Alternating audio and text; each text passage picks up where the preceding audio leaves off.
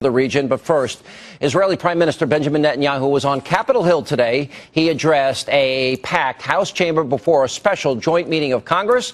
And moments before his historic speech, right after that, I sat down with him in Washington. And you're going to see that interview just moments from now. But first, let's take a look at some of the highlights from his speech from earlier today. In an unstable Middle East, Israel is the one anchor of stability. In a region of shifting alliances, Israel is America's unwavering ally. Israel has always been pro-American. Israel will always be pro-American. You don't need to do nation building in Israel. We're already built.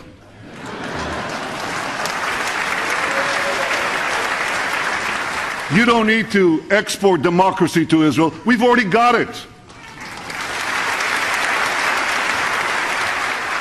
And you don't need to send American troops to Israel. We defend ourselves.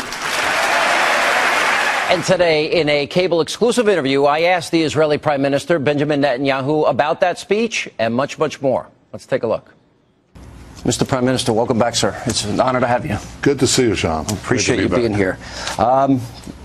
Just prior to your arrival, the president gave a speech that talked about the Israeli-Palestinian conflict.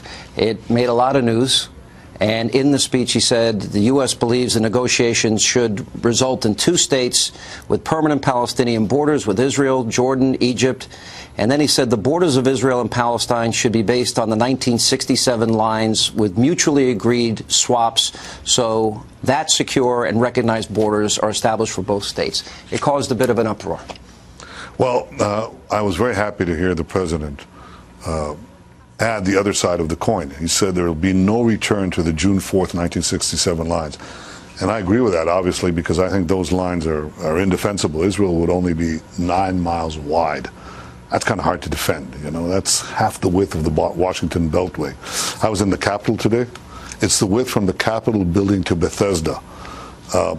Imagine short. Yeah, just imagine America compressed to half the Washington Beltway. We won't be able to defend ourselves. So I said that we'd have to maintain a permanent Israeli presence along the Jordan River.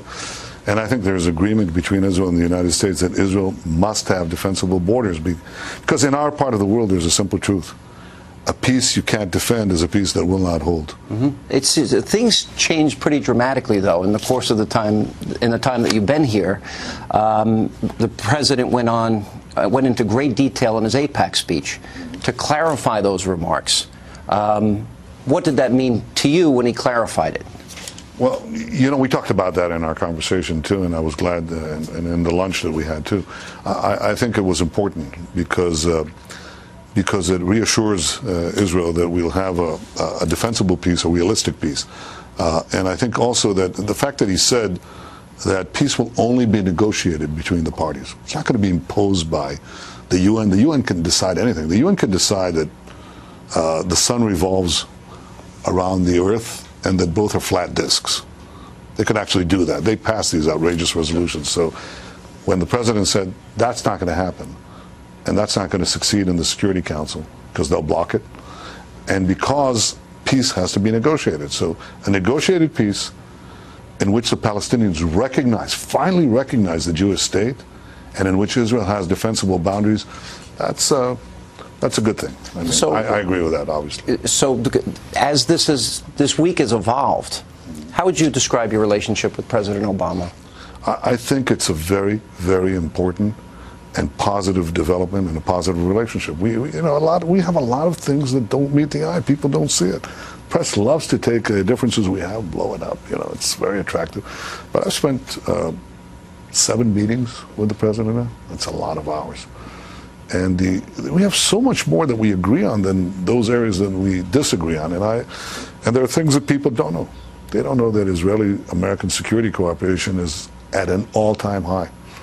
Now, we've just, I don't know if you know this, we had a revolutionary development now in military history.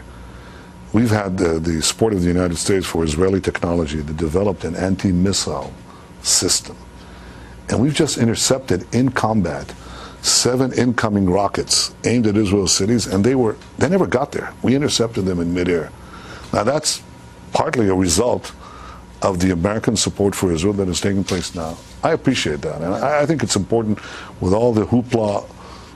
It's important to say these things because there's so much that binds Israel and the United States together. And I think it needs to be said. So could we say that there is a healthy understanding? Well, I watched the speech today, and 29 standing ovations.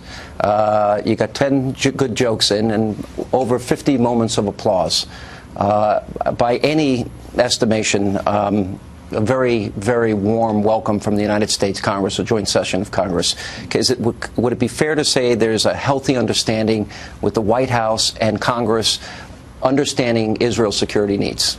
I think so, and I think also some basic principles. You know, Palestinian Authority just embraced Hamas, which I think is a tragedy. Hamas talks about destroying Israel. You know, it just fired a missile deliberately into a rocket, into a yellow school bus. They killed a 16-year-old boy. It rockets our cities and our civilians. It's keeping Gilad Shalit, our captive soldier, for 5 years without one visit from the Red Cross. It's a criminal organization committed to our destruction, saying that they have a holy mandate to kill Jews everywhere. It's not a partner for peace. So the other thing that we agree on is that you can't negotiate with Hamas. You don't negotiate with people who want to kill you. Let me get into this. I think that's another area of agreement that I think is important. Let me ask you specifically, because Hamas's charter not only calls for the destruction of Israel, but for the killing of Jews. You used a line in your speech today. When we say never again, we mean never again. That's right. How do you go into negotiations with a group whose charter calls for your destruction now that they are in a unity agreement with Fatah, with the Palestinians? I don't. I will not. Neither would you. You'd never enter negotiations with a government backed by Al-Qaeda, and we won't go into a negotiation with a government backed by the Palestinian version of Al-Qaeda. And Hamas, by the way, just condemned the United States for killing bin Laden, whom they call a holy warrior. So this is ridiculous. Of course we can't do that. And I think there's agreement between the United States and Israel on this point. I don't think I know that. So I think that's important. Now, if they break up the deal, you know, they don't consummate the union, the deal phrase, then we can go back and negotiate the peace. And you know what is required for the peace to be negotiated, other than Israel having the deal to be completed, assuming they get rid of Hamas? It's not only mutual recognition and security, it's really a simple formulation that the Palestinian president has to say. You know, 2 years ago, I stood before my people, and I said 6 simple words. I said, and it wasn't easy for me, I said, I will recognize a Palestinian state. It wasn't easy for me because we're talking about parts of our homeland, the land of Israel. We have enormous attachment to it for 4,000 years. This is the land of Abraham, Isaac, Jacob, David, Solomon, everything. But I said it. So what President Abbas of the Palestinian Authority has to do is to do before his people what I did before my people. He has to stand up there and say 6 words. I will recognize the Jewish state. You know what? I'll give him a concession. He can do it in 5. I recognize the Jewish state. He won't say it. Why not? If you want peace, say it. That's the only way that we'll know, that the Palestinian people will know that it's over. And that's the only way that the people of Israel will know that we have a real peace partner. And that's what the world has to put forward. Tell Abbas to say the simple words, I will recognize the Jewish state.